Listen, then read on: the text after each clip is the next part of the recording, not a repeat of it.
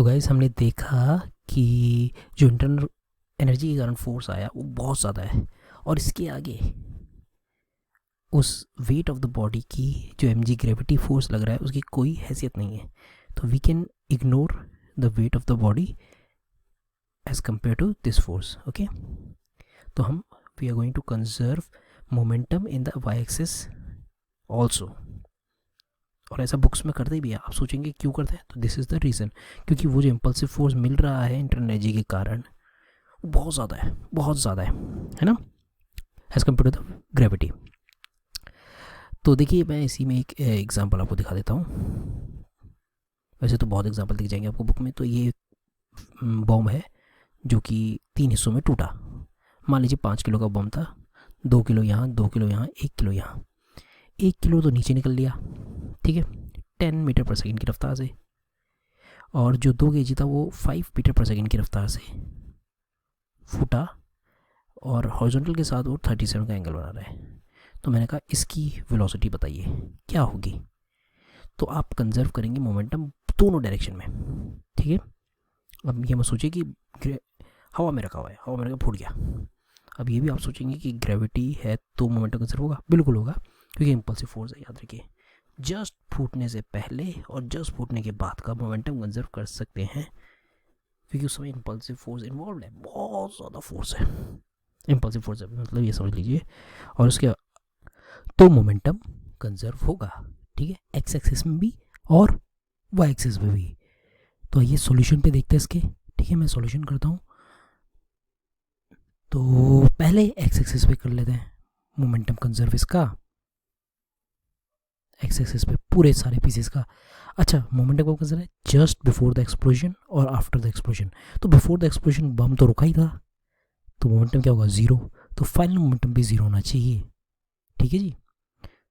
Okay, तो आइए x axis पे 1 kg वाले का तो एक्स एक्सिस पे कोई मोमेंटम नहीं है, सिर्फ 2 kg वाले का है। तो 2 इंटू 5 cos 37, cos 37 इज 4/5, ठीक है, would be equal to 2 into V X. तो ये आ जाएगा हमारा 4।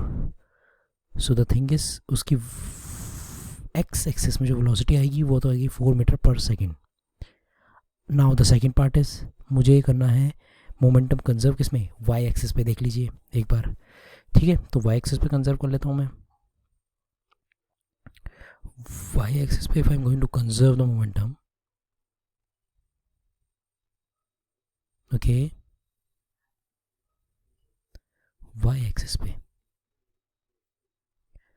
सो नीचे वाले पार्ट की वेलोसिटी होगी, मोमेंटम होगा 1 इंटू 10। ऊपर वाले पार्ट का मोमेंटम होगा, अब द थिंग इज इसमें एक को पॉजिटिव लेना पड़ेगा, एक को नेगेटिव लेना पड़ेगा। तो नीचे वाले को नेगेटिव लेते वेलोसिटी, तो मोमेंटम नेगेटिव पे होगा। ऊपर वाले पार्ट का होगा 2 इंटू साइन 37 आ जाएगा। वेलोसिटी उसकी 5 थी, तो sine 37 is 3/5, okay, would be equal to 2 into v Y.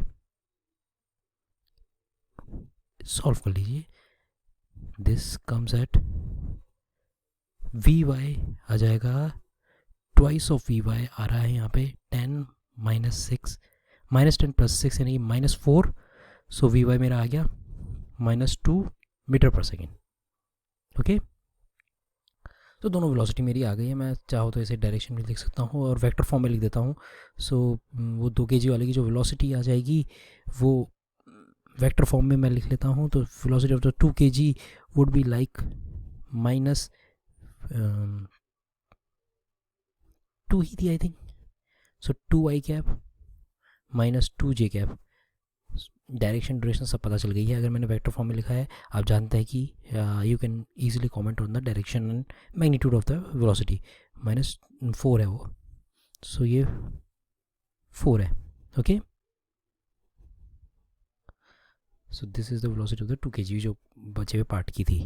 तो ज़्यादा कुछ बड़ी बात है नहीं इसमें, बस मैं ये दिखाना चाह रहा था कि वाई एक्सिस पे भी हम कंजर्वेशन ऑफ मोमेंटम करते हैं, क्योंकि जो इम्पल्सिव फोर्स है बहुत ज़्यादा है as compare to the weight of the body, ठीक है। आगे बढ़े। अब एक अच्छा सवाल है, उस पर बात कर लेते हैं, then you will understand more. तो एक सवाल था, जैसे मैं डेटा दे देता हूँ कि एक बम को आपने फेंका 100 की रफ्तार से 45 के एंगल पे, ठीक है। और जैसे ये बम अपनी मैक्सिमम हाइट में पहुंचा तो ये ब्लास्ट हो गया। अब मान लीजिए बम है, इसका वेट है 2 kg।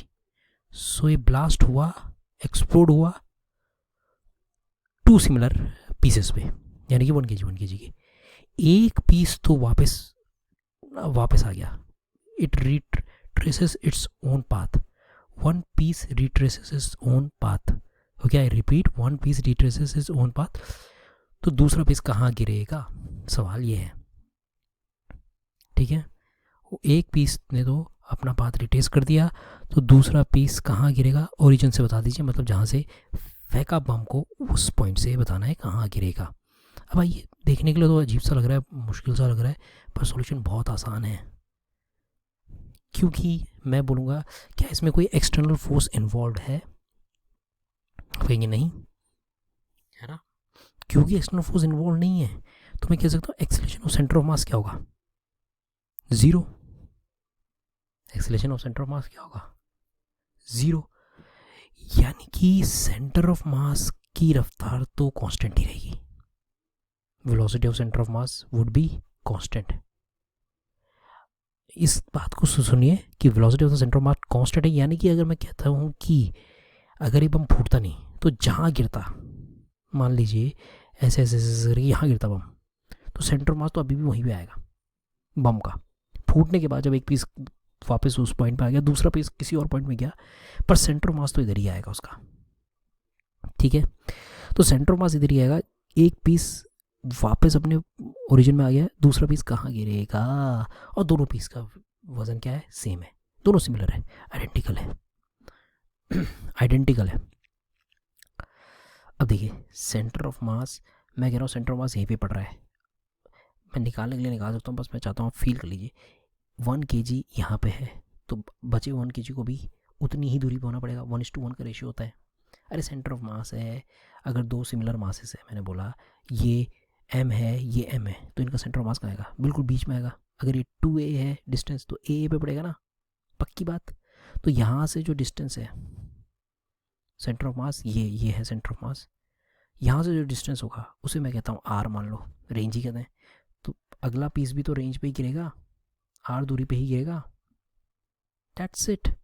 तो अगर मैं बोलूँगा अगला पीस कहाँ गिरेगा, तो 2r पे गिरेगा। रेंज निकालना तो आपको आता ही है, 2r पे गिरेगा। रेंज क्या होती है, 2ux uy/g।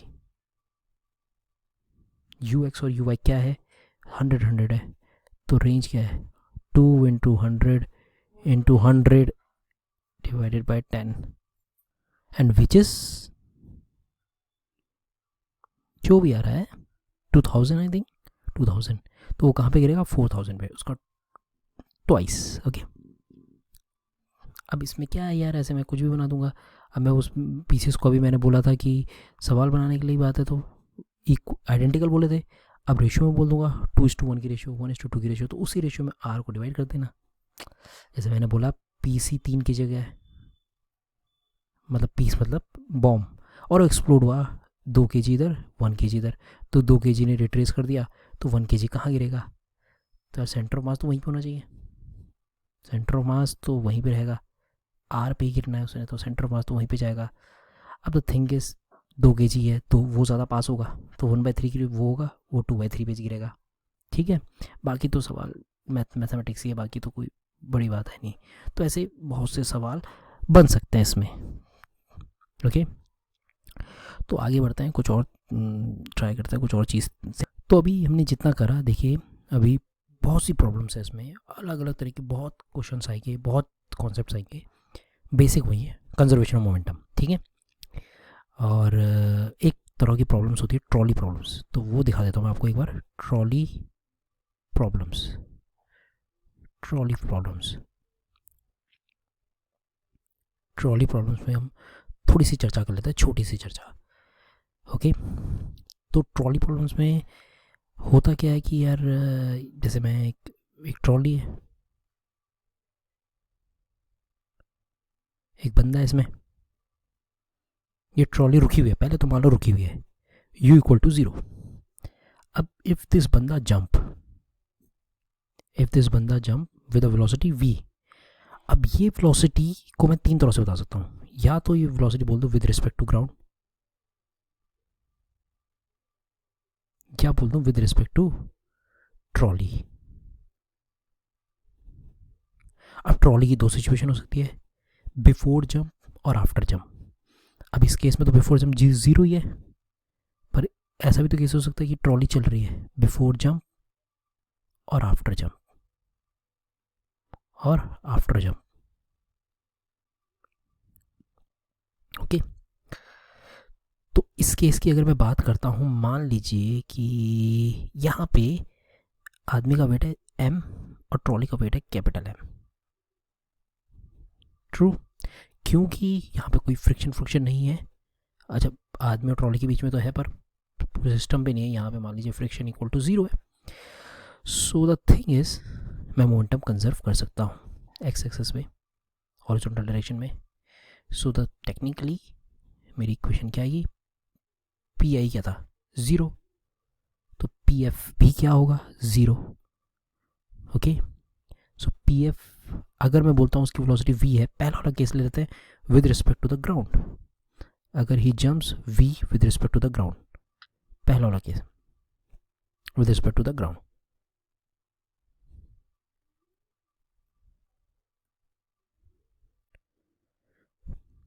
सो टेक्निकली क्या होगी, ट्रॉली की रफ्तार क्या हो जाएगी, ट्रॉली की रफ्तार से पीछे जाएगा। यार आदमी गया एम वी से आगे, तो ट्रॉली एम वी मान लो, कैपिटल वी मान लो, equal to 0। So capital v की value is m small v divided by capital m. सवाल बहुत बन जाएंगे, मैं बना भी दूंगा, अभी बस फील कर लेते हैं, ठीक है। अब दूसरा केस ले लेते हैं। थोड़ा मैं ऐसा कर लेता हूँ कि इस ट्रॉली को रफ्तार दे देता हूँ, ठीक है, तब और केस भी बन जाएंगे। अब पहले एक तरह के केस चलाऊँ, फिर दूसरी तरह के केस चलाऊँ, तो इट इज़ नॉट वाइज। तो एक ही केस में कर देते हैं कि ट्रॉली चल भी रही है, ट्रॉली यू की रफ्तार से चल रही है और आदमी कूदा, man jumps with the velocity of v।